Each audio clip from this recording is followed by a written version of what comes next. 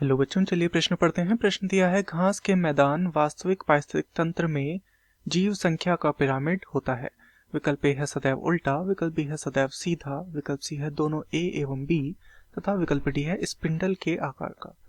तो इस प्रश्न में हमसे संख्या के पिरामिड के विषय में पूछा गया है और घास पारितंत्र में हमें बताना है कि वह किस आकार का बनता है। अर्थात इस प्रश्न की जो मुख्य अवधारणा जो इस प्रश्न की है, यह संख्या के पिरामिड के विषय में है।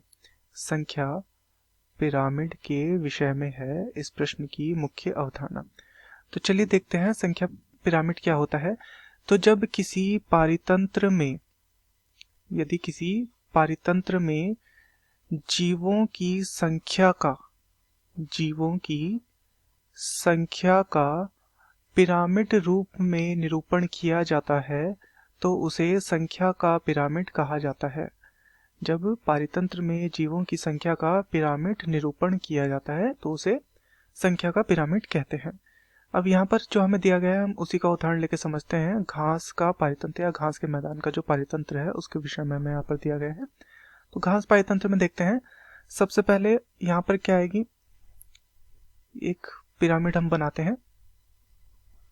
तो यहाँ पर सबसे जो नीचे आना चाहिए वो क्या आएंगे, यहाँ पर उत्पादक घास, क्योंकि घास की संख्या क्या होगी, सर्वाधिक होगी यहाँ पर उत्पादकों की संख्या।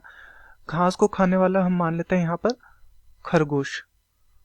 खरगोश का भक्षण करने वाला जो होगा वो हम मान लेते हैं यहाँ पर लोमड़ी, और लोमड़ी का भक्षण करेगा शेर। तो इस प्रकार से हमारा घास वाला पाइतंत्र तैयार हो गया। यहाँ पर सबसे पहले कौन आए, उत्पादक आए।